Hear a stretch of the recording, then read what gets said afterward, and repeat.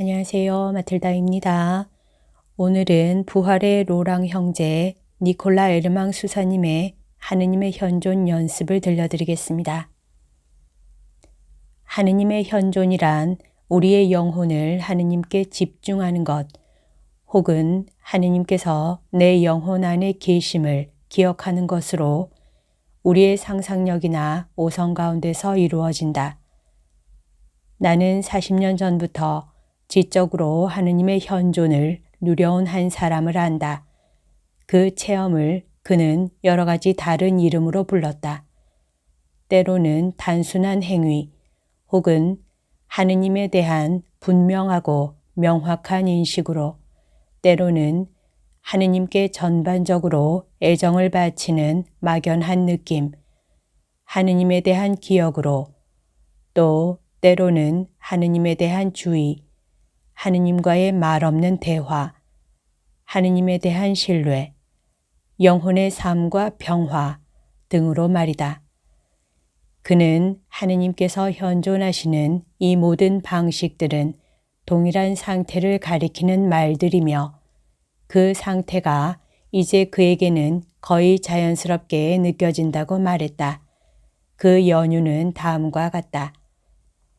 그는 자신의 정신을 하느님의 현존회로 돌이키려는 무수한 노력 끝에 이제는 아예 그것이 습관이 되었다고 한다.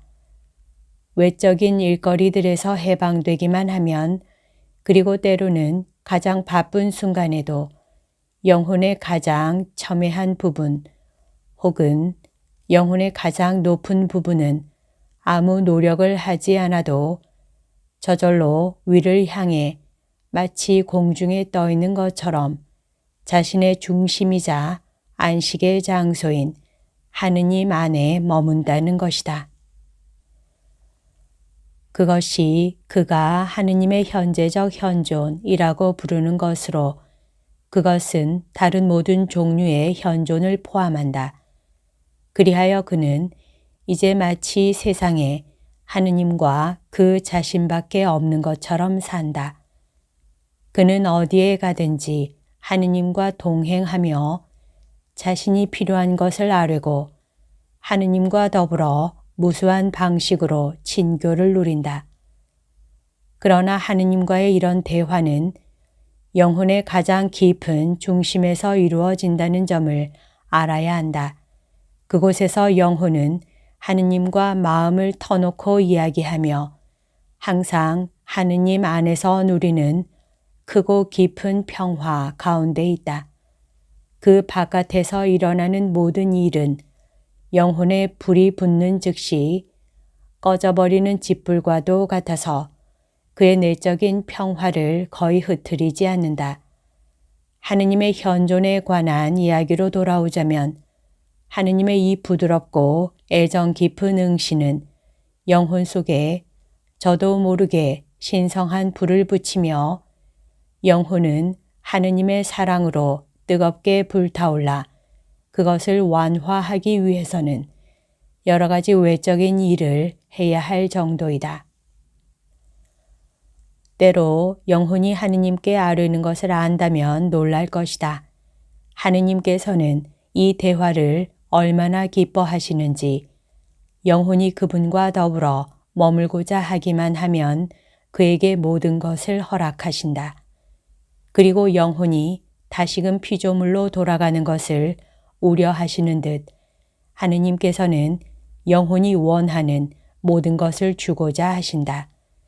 그리하여 영혼은 때로 전혀 욕망하지도 애써 얻으려고 하지도 않았건만 자기 안에서 맛있는 양식을 발견하기도 한다. 그가 할 일이라고는 단지 동의하는 것뿐이다. 하느님의 현존은 그러므로 영혼의 생명이며 양식으로 주님의 은혜로 얻을 수 있다.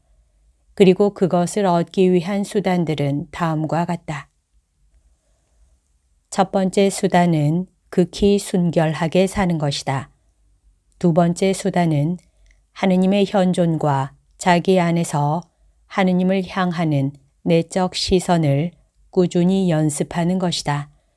이 연습은 항상 부드럽고 겸손하게 사랑 안에서 이루어져야 하며 어떤 불안이나 조바심이 끼어들어서는 안 된다. 외적인 행동을 하기에 앞서 잠깐이라도 이 내적 시선으로 하느님을 바라보아야 하며 행동을 하는 중간중간에도 또 행동을 끝마칠 때에도 그래야 한다. 이런 습관을 얻기 위해서는 인내와 노력이 필요하기 때문에 그러지 못했을 때도 낙심해서는 안 된다. 그 습관은 힘들게 얻어지지만 일단 얻고 나면 모든 것이 즐겁게 이루어질 것이다. 마음은 생명의 시작이며 육신의 다른 지체들을 지배하는 것이니만큼 하느님을 사랑하고 예배하는 일에서 우리의 영적이고 육적인 행동들을 시작하거나 끝마침에 있어서 그리고 삶의 모든 활동에 있어서도 처음이자 마지막이 되어야 마땅하지 않겠는가. 우리가 하느님을 향하는 내적 시선을 발견해야 하는 것도 바로 마음속에서이다. 이 일은 이미 말했듯이 앞뒤를 따지지 말고 단순한 마음으로 임해야 쉽게 이루어진다. 이 연습을 시작하는 이들은 마음속으로 몇 마디 말을 해보는 것도 좋을 것이다. 가령 하느님, 저는 온전히 당신의 것입니다. 사랑의 하느님, 저는 온 마음으로 당신을 사랑합니다. 주님, 저를 당신의 뜻대로 하소서 등등 그때그때 사랑에서 우러나는 말들이다. 하지만 그러다가 정신이 흩어져 다시금 피조물애로 돌아오지 않도록 주의해야 하며 정신을 하느님께로만 모아 의지로 붙들어 매서라도 하느님과 더불어 있지 않으면 안 되게끔 해야 한다. 하느님의 현존 연습은 처음에는 다소 힘이 들지만 꾸준히 계속하다 보면 영혼 가운데 은밀하고도 놀라운 효과들을 일으키며 주님의 풍성한 은총을 불러오게 된다. 그리하여 영혼은 저도 모르게 도처에서 하느님의 현존을 구하는 저 단순하고도 사랑에 찬 시선을 갖게 되는 것이다. 그러한 응시야말로 가장 거룩하고 가장 견고하고 가장 쉽고 가장 효과적인 기도의 방법이다. 이런 상태에 이르기 위해서는 감각의 금욕이 필요하다는 점에 주목하라. 영혼이 세속적인 쾌락에 대해 조금이라도 애착을 갖는 한 하느님의 거룩한 현존을 완전히 얻기란 불가능하다. 하느님과 함께 있기 위해서는 세속적인 것들을 완전히 떠나야만 한다. 영혼이 하느님의 현존에서 얻게 되는 첫 번째 유익은 삶의 모든 일 속에서 믿음이 더욱 생기 있고 활발해진다는 점이다. 어려운 처지에 있을 때는 특히 더 그렇다.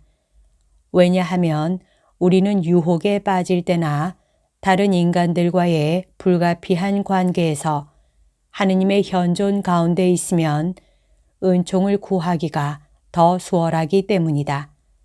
이 연습을 통해 믿음에 의지하는데 익숙해진 영혼은 단지 하느님을 기억하는 것만으로도 그분의 현존을 보고 느낄 수 있으며 쉽고 효과적으로 자신이 필요로 하는 것을 구할 수 있다. 이런 영혼의 상태는 복자의 상태와도 비슷한 데가 있다. 영적으로 진보할수록 믿음은 생기를 띠며 나중에는 믿는 것이 아니라 보고 체험한다고 말할 수 있을 정도로 생생한 것이 된다. 하느님의 현존 연습은 소망 가운데서 우리를 강하게 만든다.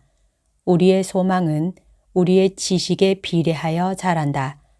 우리의 믿음이 거룩한 연습을 통해 하느님의 비밀을 알게 될수록 하느님 안에서 세상 육체들의 아름다움을 능가할 뿐 아니라 가장 완벽한 영혼들과 천사들의 아름다움을 무한히 능가하는 아름다움을 발견할수록 우리의 소망은 자라고 강해진다.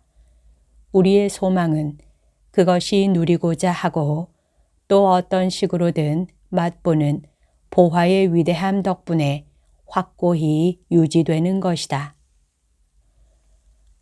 그러한 소망 가운데서 우리는 피조물들의 하찮음을 알게 되고 거룩한 사랑에 대한 열정으로 불붙게 된다.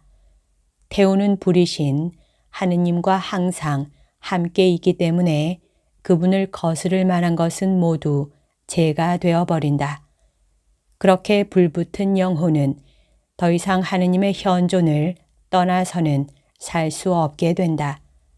하느님의 현존은 그의 마음속에 거룩한 열정을, 신성한 열의를, 그리고 만물의 사랑과 섬김과 흠숭을 받으시는 하느님을 보고자 하는 격렬한 욕망을 불러일으킨다. 하느님의 현존과 자기 내면을 향하는 시선을 통해 영혼은 하느님과 친숙해져서 거의 전 생애를 끊임없는 사랑과 예배, 통회, 신뢰, 감사, 봉헌, 간구, 그리고 그 밖의 모든 아름다운 덕행으로 보내게 된다.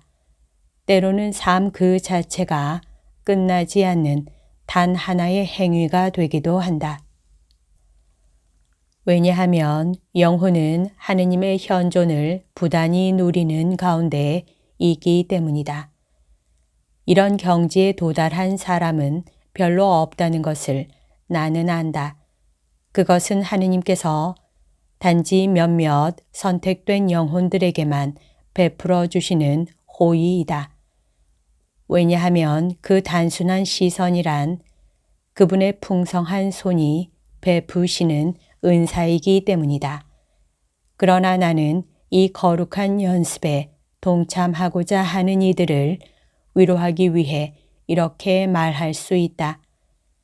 하느님께서는 받을 만한 자세가 되어 있는 영혼들에게는 대개 주신다고, 만일 주시지 않는다 해도 적어도 그분의 통상적인 은총에 도움을 받으면 하느님의 현존 연습을 통해 그 단순한 시선과 아주 비슷한 기도의 상태는 얻을 수 있을 것이다.